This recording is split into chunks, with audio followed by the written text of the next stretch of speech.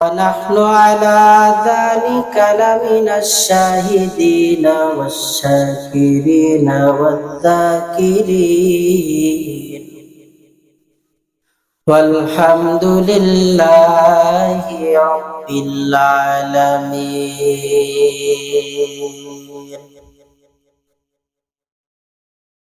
बातिल से दबने वाले आए, आसमां नहीं हम। बातिल से दबने वाले आए, आसमां नहीं हम। सोबर कर चुका है तो इम्तिहा हमारा, सोबर कर चुका है तो इम्तिहा हमारा। ला इलाहा इल्लल्लाह, ला इलाहा इल्लल्लाह, ला इलाहा इल्लल्लाह, मुहम्मदुर রাসূলুল্লাহ। আলহামদুলিল্লাহ, আজকের এই বিশাল মাহফিল মাগুরগাড়ি হাফিজিয়া মাদ্রাসার উদ্যোগে আল্লাহ পাক মাহফিলকে শেষ পর্যন্ত নিরাপত্তার সহিত আসানের সাথে কবুল করুন, সকলেই বলি আমিন। আমি পবিত্র মহাগ্রন্থ কোরআনুল কারীমের আয়াতের মধ্য থেকে একটি আয়াতে কারিমা তেলাওয়াত করেছি। নবীজি সাল্লাল্লাহু আলাইহি ওয়াসাল্লামের অসংখ্য অগণিত অবয়বাণী হাদিসে মুবারাকার মধ্য থেকে একটি হাদিস পাঠ করেছি। তেলাওয়াতকৃত আয়াত ও হাদিসকে সামনে রেখেই সময়ের সংক্ষিপ্ত পরিসরে কিছু কথা বলার চেষ্টা করব ইনশাআল্লাহ। যে আয়াতে কারিমা তেলাওয়াত করেছি, আয়াতে আল্লাহ পাক রব্বুল আলামিন বলেন, وَمَنْ أَحْسَنُ قَوْلًا مِّمَّنْ دَعَا إِلَى اللَّهِ।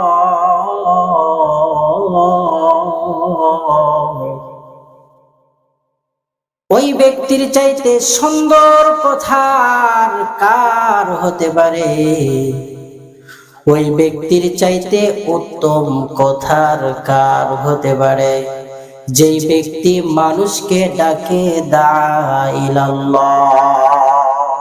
আল্লাহ পাকের দিকে, যেই ব্যক্তি মানুষকে আল্লাহ পাকের দিকে ডাকে, ওই ব্যক্তির চাইতে সুন্দর কথা দুনিয়ার জমিনে আর কারো হতে পারে না। আল্লাহ পাকের দিকে ডাকে মানে আল্লাহ পাকের ইবাদতের দিকে ডাকে। আল্লাহ রাব্বুল আলামিন মানুষ বানাইলেন, আর কোরআনুল কারীমের মধ্যে বললেন, ওয়ামা খালাকতুল জিন্না ওয়াল ইনসা ইল্লা লিয়াবুদুন। আমি জিন এবং ইনসানকে সৃষ্টি করি নাই, তবে কেন সৃষ্টি করিয়েছি জানো? ইল্লা লিয়াবুদুন, আমার ইবাদত আর দাসত্ব আর গোলামি করার জন্য। ভিন্ন কারো গোলামি দাসত্ব ইবাদতের জন্য আমি রব মানুষ বানাই না। ইয়া ইলাহি মুঝসে মুঝকো दूर कर, ताकि देखो मुझ में तुझको एक नजर। या इलाही तू मेरा माबूद है, या इलाही तू मेरा माशूक है। আমার ভাইরা, আরে মুমিন, একটাবার চিন্তা করে দেখে আমার আপনার কোনো অস্তিত্বই তো ছিল না। হাল আতা আলাল ইনসানি হিনুম মিনাদ দাহরি লাম ইয়াকুন শাইআম মাযকুরা। আল্লাহ বলেন তোমাদের কোনো অস্তিত্বই ছিল না, কিন্তু আমি রব তোমাদেরকে আমি রব বানিয়েছি, অস্তিত্বে এনেছি একমাত্র আমার দাসত্ব আর আমার গোলামি করার জন্য। কার গোলামি করার জন্য?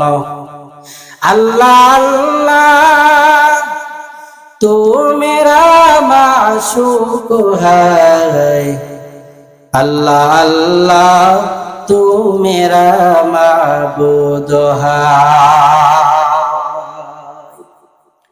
আল্লাহ পাক রব্বুল আলামিন মানুষ বানাবেন, ওই বাবা আদমকে বানানোর জন্য আল্লাহ পাক রব্বুল আলামিন ফেরেশতাদের সঙ্গে মশওয়ারায় বসে গেলেন। ওয়াইদ ক্বালা রাব্বুকা লিল মালাইকাতি ইন্নী জাইলুন ফিল আরদি খলিফা ক্বালু আতাজআলু ফিহা মান ইউফসিদু ফিহা ওয়া ইয়াসফিকুদ দিমা। আমার ভাইরা, আল্লাহ রাব্বুল আলামিন মানুষ বানানোর জন্য ফেরেশতাদের নিয়ে মশওয়ারায় বসলেন। ফেরেশতারা আল্লাহ পাক রব্বুল আলামিনকে বললেন, মালিক আপনার দাসত্ব গোলামি করার জন্য আমরা ফেরেশতারাই যথেষ্ট, ভিন্ন অন্য কোন জাতি আপনি আর এই দুনিয়ার জমিনে পাঠায়েন না, কারণ আমরাই তো আপনার ইবাদত বন্দেগী করি, কাউকে পাঠানোর দরকার নেই, কারণ আপনি এটি বলবে। আমার ভাইরা, মানুষ বানানোর 2000 বছর পূর্বে আল্লাহ রাব্বুল আলামিন এই দুনিয়ার মধ্যে জিন জাতিকে পাঠিয়েছিলেন। তারা একে অপরের দাঙ্গা হাঙ্গামা মারামারি কাটাকাটি করে ধ্বংস হয়ে গিয়েছে। আল্লাহ পাককে ফেরেশতারা বললেন, আপনি মানুষ বানায়েন না। আল্লাহ পাক রব্বুল আলামিন সঙ্গে সঙ্গে জানিয়ে দিলেন, ফেরেশতারা ক্বালা ইন্নী আ'লামু মা লা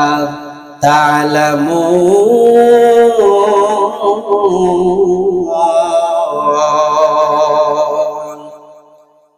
এই কালামে জিন্দা কুরআনে হাকীম হিকমতে উলায়া জালাসাতু কদিম জামিউল ইলমি ফিল কুরআনে হাকীম তাকাসারাত আনফুহু ওয়া ফাহামুর রিজালি।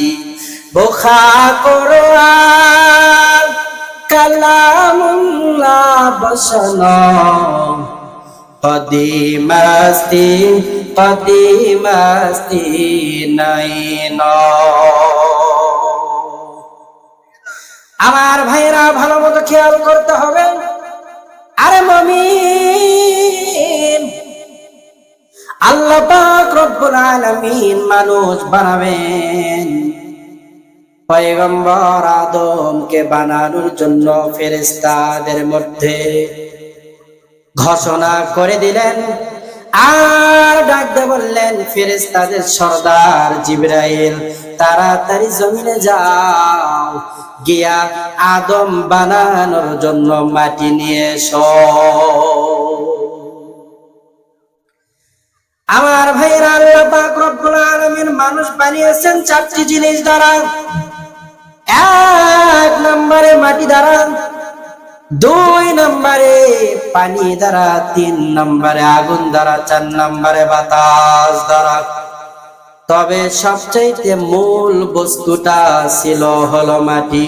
আল্লাহ পাক ফেরেশতাদের সরদার জিবরাইল আলাইহিস সালাম কে বলল, জিবরাইল মানুষ বানানোর জন্য জমিন থেকে মাটি নিয়ে এসো।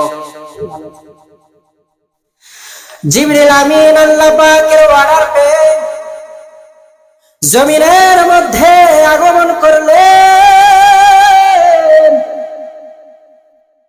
মাটির সম্মুখ পানে এসে দাঁড়ালেন। মাটির উপরে থাবা দিবে দিবে হাতটা বাড়িয়েছে। মাটির ভেতর থেকে অমনি কান্নার আওয়াজ বের হয়ে আসে। আর ডাক দেয়া বলে, জিবরাইল আপনি আমি মাটিকে মানুষ বানানোর জন্য নিয়েন না। জিবরিল আমিন বলল, মাটি তুমি কেন নিষেধ করো আর কান্না করো? মাটির জবান খুলে গেছে। মাটি ডাক দেয়া বলে, জিবরাইল আল্লাহ পাক মানুষ বানাইবেন ইবাদতের জন্য। যেই সমস্ত মানুষগুলো ইবাদত করবে না, আল্লাহ পাকের গোলামি করবে না, আল্লাহ পাক রব্বুল আলামিন তাদের জন্য জাহান্নাম বানিয়েছেন। মানুষগুলো যদি ইবাদত না করে তাদেরকে জাহান্নামের আগুনে জ্বালাবে। হাতটাকে আমি মাটিকেই তো জাহান্নামের আগুনে জ্বালাবে। আমি জাহান্নামের আগুনে পুড়তে চাই না। ও জিবরাইল তোমার হাতেও ধরি পায়েও পড়ি, মানুষ বানানোর জন্য মাটি নিও না। মাটির জবান খুলে গেছে। জিবরিল আমিন মাটির কান্না দেখে আবার আসমানে ফেরত গিয়ে আল্লাহ পাকের সম্মুখে দাঁড়িয়ে গিয়েছে। ডাক দিয়ে বলে, মালিক মাটির কাকুতি মিনতি কান্না দেখা আমি জিবরাইল মাটি আনতে ব্যর্থ। আল্লাহ পাক ডাক দিয়ে বললেন, ও ফেরেশতা মিকাইল তাড়াতাড়ি জমিনে যাও। আমি রব আমার গোলামি করার জন্য মানুষ বানাবো। মিকাইল আলাইহিস সালাম মাটি নেওয়ার জন্য জমিনের মধ্যে পদার্পণ করলেন। জমিন আবার ক্রমান্বয়ে কান্না করা শুরু করে দিল। মিকাইল আলাইহিস সালাম বলে, কান্না করেন কেন? মাটির জবান খুলে গিয়েছে। মাটি ডাক দিয়ে বলে, আল্লাহর ফেরেশতা আমি আমার জিন্স থেকে আলাদা হতে চাই না। আমি আমার স্বজাতি থেকে আলাদা হতে চাই না। মাটি তার জিন্স থেকে আলাদা হতে চায় না। অথচ আমরা মাটির মানুষ একই ছাদের নিচে থাকতে পারি না। বাবা কত হাড় ভাঙ্গা কষ্ট করে সন্তানগুলোরে মানুষের মতো মানুষ বানায়। সন্তানগুলোর হাত পা বড় হওয়ার পরে ছোট ভাই বড় ভাইকে দেখতে পারে না, বড় ভাই ছোট ভাইকে দেখতে পারে না, মেজো ভাই সেজো ভাইকে দেখতে পারে না। একই মাটি মাটি কান্না করে, মাটি তার জিন্স থেকে আলাদা হতে চায় না। অথচ আমরা সৃষ্টির শ্রেষ্ঠ মাখলুক হয়েও একই ভাবে থাকতে পারি না। কথা বলেন ঠিক কিনা? আমরা একই ভাবে থাকতে পারি না, একই জিন্সে আমরা থাকতে পারি না। এটা আমাদের শ্রেষ্ঠত্বের পরিচয় নয়। আমাদের শ্রেষ্ঠত্বের পরিচয় হলো আমরা একই মসজিদে নামাজ আদায় করব। আমাদের সমাজ হবে এক, আমাদের রাষ্ট্রীয় সবাই হবে এক মতে, কোনো ভিন্ন ভিন্ন মত হবে না। এটাই হবে মানুষের মূল পরিচয়। কারণ মানুষ তার স্বজাতি থেকে আলাদা হতে চায় না। আজকে বড় দুঃখ লাগে, যেই মা সন্তানকে কষ্ট করে গর্ভে ধরে, সন্তান বড় হওয়ার পরে টাকা পয়সার মুখ দেখার পরে সন্তান ওই মা বাবাকে রেখে গ্রাম থেকে শহরে চলে যায়। অথচ ওই মা বাবার সঙ্গে সম্পর্ক রাখে না। কথা বলেন ঠিক কিনা? আল্লাহ পাক রব্বুল আলামিন বলেন, সর্বপ্রথম আমি আল্লাহ পাকের হক, এরপরে আমার রাসূলের হক, এরপরে হলো পিতামাতার হক। আল্লাহর পরে নবী আমার, আল্লাহর পরে নবী আমার, তারপরে মা জননী, মা যে আমার নয়নের মনি, মা যে আমার নয়নের মনি। আল্লাহর পরে নবী আমার, আল্লাহর পরে নবী আমার, তারপরে মা জননী, মা যে আমার নয়নের মনি। কথা বলেন ঠিক কিনা? একই জিন্স, মার সঙ্গে সন্তানের জিন্স সম্পর্ক তো আলাদা হওয়ার কথাই নয়, কারণ যেই মা আমাকে তা গর্ভে ধারণ করেছে। আল্লাহ পাক রব্বুল আলামিন বাবার পৃষ্ঠদেশ থেকে, মায়ের সিনা থেকে আল্লাহ পাক মিলনের মাধ্যমে আমার আপনার জন্মের ফয়সালা করে দিলেন। আমার ভাইয়েরা, আলোচনা চলছিল মানুষ বানানোর জন্য।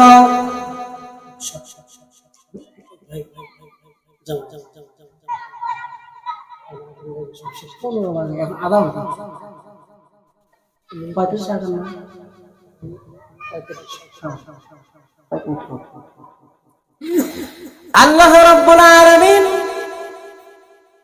মানুষ বানানোর জন্য এরপরে মিকরাইল আলাইহিস সালামকে পাঠালেন। মিকরাইল আলাইহিস সালাম ফেরত চলে গেলেন। এরপরে আজরাইল আলাইহিস সালামকে আল্লাহ পাক মানুষ বানানোর জন্য মাটির কথা বললেন।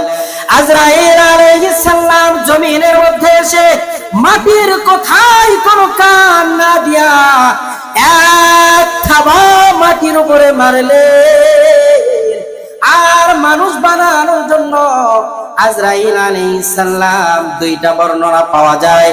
এক বর্ণনায় এক থাবাতে 40 মণ মাটি নিয়ে আল্লাহর সম্মুখে গিয়ে দাঁড়ালেন। আমার ভাইরা, ভিন্ন একটি বর্ণনা পাওয়া যায় আজরাইল আলাইহিস সালাম এক থাবাতে 70 মণ মাটি নিয়ে আল্লাহর সামনে দাঁড়ালে। আল্লাহ পাক রব্বুল আলামিন এই মাটিটা নিয়ে 40 বছর ওই মাটিটা রাখলেন। মিংতিন এঁটেল মাটি। আল্লাহ পাক ওই মাটির দিকে 40 বছর নূরের তাজাল্লি ফেললেন। এরপরে আল্লাহ পাক 40 বছর আসমান থেকে বৃষ্টির পানি টপ টপ টপ টপ করে মাটির উপরে ফালাইলেন। এবার এঁটেল মাটিটা হয়ে গেল কাদো মাটি। আল্লাহ পাক এই কাদো মাটিটারে 40 বছর রাখলেন। এরপরে আল্লাহ পাক আদম নবীর দেহটা বানালেন, কায়া বানালেন, মূর্তি বানালেন। এই মূর্তিটা কায়াটা হলো 60 গজ লম্বা। বানানোর পরে সূর্যকে অর্ডার করলেন, সূর্য এই আদমের দেহটারে 40 বছর তাপ দাও। 40 40 3 40 120 বছর আদম নবীর কোনো অস্তিত্বই তো ছিল না। আমরাও তো মায়ের গর্ভে থাকি 120 দিন, আমাদের কোনো অস্তিত্বই নেই। প্রথম 40 দিন মনি হিসাবে থাকি আমরা, দ্বিতীয় 40 দিন রক্ত, তৃতীয় 40 দিন মাংস হিসাবে থাকি। যেমনি 120 দিন পার হয়ে যায়, আল্লাহ পাকের ফেরেশতা আল্লাহ পাকের পক্ষ থেকে রূহটা নিয়ে এসে মানুষের দেহের মধ্যে ফুকিয়ে দেয়। কাদের করো তুদারি বর কামাল আতা রব্বি আতা হাসবি জুল জালাল, তুহি কাদের জলিলুল্লাহ জাহাদান, পাহার হালে তুহি মেরা নিগাহবান। আল্লাহ পাক আদম নবীরে দেহ মুবারকের মধ্যে যখন এই জিসিমটা দিলেন, 120 বছর পরে আল্লাহ পাক রূহ দান করলেন। রূহটা পাওয়ার সঙ্গে সঙ্গে আদম নবীর সর্বপ্রথম কথা ছিল আলহামদুলিল্লাহ।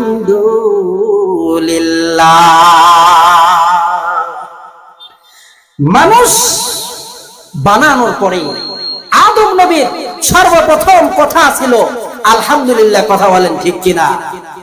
সর্বপ্রথম মানুষের জবান দিয়ে প্রথম কথাই ছিল আলহামদুলিল্লাহ। আল্লাহ পাক রব্বুল আলামিন বাবা আদমকে বানানোর পরে আদম নবী আরশে আজিমে এসে আল্লাহ পাক ডাকতে বললেন, ইয়া ইবনে আহমদ। আদম নবী আরশের উপরে মাথাটা উঠাইলেন, ডাক দিয়ে বললেন, আল্লাহ আমার খালেক, আপনি আমাকে ইয়া ইবনে আহমদ বলে কেন ডাক দিলেন? দুনিয়াতে তো আর কেউই নাই। আল্লাহ পাক জানিয়ে দিলেন, ইয়া ইবনে আহমদ বলে এজন্যই ডাক দিলাম, দুনিয়ার মানুষের মধ্যে সর্বশ্রেষ্ঠ মহামানব হবে ইবনে আহমদ। সর্বপ্রথম আদমকে ইয়া ইবনে আহমদ, ইয়া ইবনে মুহাম্মদ বলে ডাক দিলেন। আর বললেন, দুনিয়াতে যত মানুষ পাঠাইব মুহাম্মাদের চাইতে সুন্দর চরিত্রের অধিকারী, মুহাম্মাদের চাইতে আদর্শের দিক দিয়া, অল এভরিথিং সব দিক দিয়া মুহাম্মাদের চাইতে দামি করে আমি রব আর কাউরে বানাবো না। এজন্য আমি তোমাকে মুহাম্মাদের পিতা বলে ডাক দিলাম। আল্লাহর পয়গম্বর আদম ডানে তাকায় বামে তাকায় সামনে উপরে নিচে শুধু আলো। আল্লাহ পাককে ডাক দিয়ে বলে, তুই কিসের আলো? আল্লাহ পাক জানিয়ে দিলেন, আমার হাবিব মুহাম্মাদুর রাসূলুল্লাহ সাল্লাল্লাহু আলাইহি ওয়াসাল্লামের নূরের আলো। আমার ভাইরা, আমার নবী রহমত হয়ে দুনিয়াতে আসলেন। আমার পয়গম্বর মানুষের জন্য রহমত, আমার পয়গম্বর জিনের জন্য রহমত, আমার পয়গম্বর নারী পুরুষদের জন্য রহমত, আমার পয়গম্বর ওই রূহের জগতের জন্য রহমত, আমার পয়গম্বর মায়ের গর্ভের জন্য রহমত, আমার পয়গম্বর দুনিয়ার বাসীদের জন্য রহমত, আমার পয়গম্বর কবরের জগতের জন্য রহমত, আমার পয়গম্বর হাসরের জগতের জন্য রহমত। যেই হাসরের ময়দানে মানুষের অবস্থা হয়ে যাবে বড় খারাপ, সূর্য আঘাত মাথার উপরে চলে আসবে, মানুষের মাথার মগজগুলো টকবক টকবক করে জ্বলতে থাকবে, মানুষগুলো বেকার হয়ে যাবে, সূর্য এত নিকটে চলে আসবে। আল্লাহ পাক রব্বুল আলামিন আজকে সূর্যটাকে 9,30,00,000 মাইল উপরে রাখছেন, এরপরেও মানুষ তাপ সহ্য করতে পারে না। ওই কিয়ামতের ময়দানে আঘাত মাথার উপরে চলে আসবে, মানুষগুলো ছোটাছুটি করতে থাকবে, এক পর্যায়ে জাহান্নামের চিৎকারের কারণে মানুষগুলো দৌড়াইবে প্রথম মানব আদমের দিকে, আবার দৌড়াবে পয়গম্বর নূহের দিকে। নূহ নবী বলবে, আমার কোনো পাওয়ার নাই। এরপরে মানুষগুলো জাতির পিতা ইব্রাহিম খলিলের দিকে দৌড়াবে। ইব্রাহিম নবী ডাক দিয়ে বলবে, উম্মতের আরে আমি ইব্রাহিমের কোনো পাওয়ার নাই, একজনের পাওয়ার, একজনের আজকে ক্ষমতা আল্লাহর পরে, তার নাম হলো মুহাম্মাদুর রাসূলুল্লাহ। কারণ আজকে পাহাড়গুলো টুকরো টুকরো হয়ে গিয়েছে, জমিনের নিচ থেকে পানি বের হয়েছে, জমিন খন্ড বিখন্ড হয়ে গেছে। আল্লাহ পাক ঘোষণা দিয়েছেন, লিমানিল মুলকুল ইয়াউম লিল্লাহিল ওয়াহিদিল কাহ্হার, আজকের মুলকিয়াত শুধু আমার, আমি রব কাহ্হারিয়াতের রূপ ধারণ করে বসে গিয়েছি, আল্লাহর সামনে দাঁড়ানোর মতো আর কেউ নাই। पहाड़े फार जाएगी, जमी पर जलजला होगा, मोहम्मद तख्त पर होगा, अदालत पर खुदा होगा। আদালতে খোদা আর আমাদের জন্য সুপারিশ করার জন্য আমার আপনার নবী নবী মুহাম্মদুর রাসূলুল্লাহ সাল্লাল্লাহু আলাইহি ওয়াসাল্লাম। আল্লাহর নামে মাথা উঠায় না, রব্বি হাবলি উম্মতি উম্মতি বলে কান্না করে। আল্লাহ পাক বলে, পয়গম্বর আপনি কান্না করিয়েন না। আল্লাহর হাবিব বলে, ও মা মালিক, আমার কান্না তো বন্ধ হবে না যতক্ষণ না পর্যন্ত আপনি ঘোষণা করেছেন যে আমার একটা উম্মত জাহান্নামে থাকা পর্যন্ত আমি নবী জান্নাতে যাইতে চাই না। আল্লাহ তাআলা অর্ডার দিবে, ও পয়গম্বর, আজকে কিয়ামতের দিবসের মালিক হলো আমি আল্লাহ,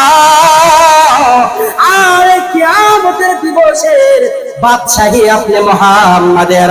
ও নবী, আপনি যাকে খুশি তাকে নিয়া জান্নাতে চলে যান, আমি আল্লাহ আপনাকে সুপারিশের দরজা খুলে দিলাম।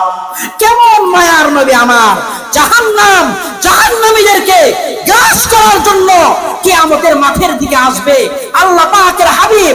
এমন দৃশ্য দেখে জাহান্নামের ঝকমক পানি গিয়ে দাঁড়াবে, আর ডাকতে বলবে, আল্লাহ জাহান্নামকে ফিরান, না হলে একটা উম্মতকে ও ছাড় দিবে না। আল্লাহ পাক এক পেয়ালা পানি দিবেন। আল্লাহর হাবিব পানিটা জাহান্নামের দিকে নিক্ষেপ করার সঙ্গে সঙ্গে জাহান্নাম পেছনের দিকে দৌড়াবে। জাহান্নাম পেছনের দিকে দৌড়ানো দেখে মানুষগুলো বলবে, আপনি কি এমন পানি দিলেন জাহান্নাম পেছনের দিকে গেল? আল্লাহ তাআলা জানিয়ে দিবেন, ও পয়গম্বর, যারা ওই দুনিয়ার জমিনের মধ্যে ওই জাহান্নামের ভয়ে কান্না করেন, চোখ থেকে পানিগুলো ঝরাইছে, আমি রব ওই পানিগুলো খুব যত্ন করে রেখেছিলাম। ওই পানির মধ্য থেকে কিছু পানি আপনার হাতে দিয়েছি গো নবী, আপনি ওই পানিটা জাহান্নামের